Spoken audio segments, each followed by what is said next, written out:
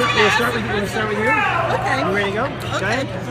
So, a bunch of my fellow employees are retiring now and have started to think about my retirement. And so my question is, what is your plan for Social Security and what's going to happen with that in the future? Okay.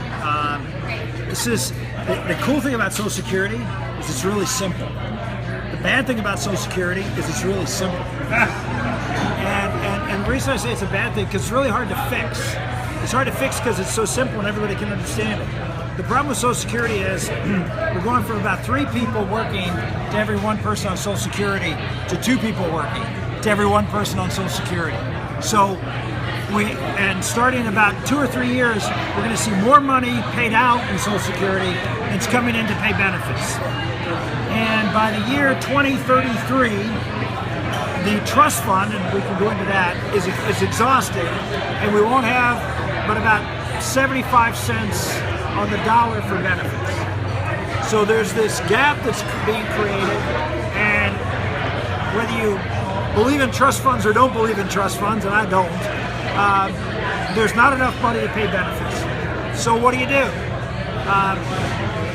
Legally, in 2033, the government will not be able to pay more than 75 cents on the dollar. So they'll have to pass a law at some point to either increase taxes so the benefits can be paid, or cut benefits so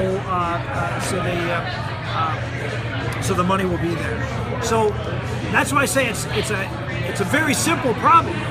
We either got to raise revenues or we got to cut benefits. The problem is nobody wants to do either. How many people want to cut benefits? Raise your hand, right? How many people want your taxes raised? Raise your hand. So that's what makes this, you want your taxes raised? Okay. So the key to Social Security and having Social Security successful though is what? Is economic growth and people working. Because the fewer people working, fewer people pay into the system, and you get more problems, not less.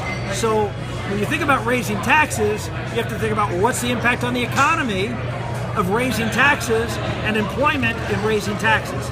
So it's a very tricky thing to do. And so what I've looked at a couple of things. Number one, Social Security, when it went into effect, what was the life expectancy in 1936? Anybody know what life expectancy was in 1936? 61. And they set the eligibility age at 65. Okay? So today, everybody know what life expectancy is? 70. About 80, 79 plus 80. And the early eligibility is still 62, which you mentioned. And the normal eligibility is going to go up to, in a few years, it's going to go up to 67. So still, if you look at 61 versus 65 in 1936, and 67 eventually, and 80, big difference. That's why Social Security taxes have gone up dramatically, because we're paying people living on Social Security a lot longer. And so, here's the question. Should we continue to raise taxes, which we have in the past, and put future generations paying more into a system that is continually growing because people are living longer? Or should we keep it generationally neutral? What's that mean? So if the eligibility age right now is for anybody born after, I think it's 1962, the eligibility age will be 67. So my proposal is, from after people born in 1962, we adjust the retirement age to match the increase in life expectancy. So as life expectancy goes up, the retirement age will go up. Why? Because it keeps it generationally neutral. Every generation is going to have the same amount of time and have to pay for the same amount of time for every future generation on Social Security. So that's one solution to the problem, which is gradually raising the retirement age to match the increase in life expectancy. Does that make sense to everybody? Anybody think that's a really bad idea? Okay. Now, you've got the retirement age of the 75. That's way too old for a lot of people. A lot of people who have large jobs are burnt out long before they get to 65. You keep raising that age up, just more and more people are. Yeah, I would say this, that if you're looking at it as a population, if I went up to you and said, you're 62 years old, and I said, hey, old man, most people would be offended by that, right? I don't know if anybody who's 62 would not be offended by being called an old man, but yet you're eligible for Social Security benefits. And you might be right, there may be a small subset of Americans who at age 62 are probably not in a great shape to work, but certainly nowhere compared to 50 years ago. There are also disability benefits.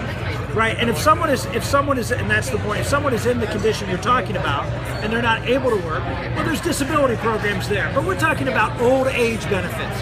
And I don't think anybody in America thinks that 62 is old in America today. It's not. And so, yet, 75% of Americans take Social Security at age 62. 75%. And it hurts the system. Because it's there to take care of old people, not 62-year-olds who aren't old. And so that's why I believe both the early retirement age, eligibility age, plus the normal age needs to be moved back consistent with that. So that's just one idea. I think another one is means testing. So people who have very high incomes should have their Social Security benefits either phased out in part or certainly not get cost of living increases and other increases in benefits if you have very high incomes when you're those are two ideas that are on the table. There are others, but those are two that would be either phased out or what? I said one idea is to not to give any high-income seniors cost of living increases. Another idea is to actually reduce their actual benefit. And I know some have suggested if you're a higher income we eliminate benefits. I'm not for that. I think everybody who pays into the system should get something out of the system. And the idea, if we say to higher income people, well, if you're making $1 million a year at age 65, you shouldn't get any Social Security benefits.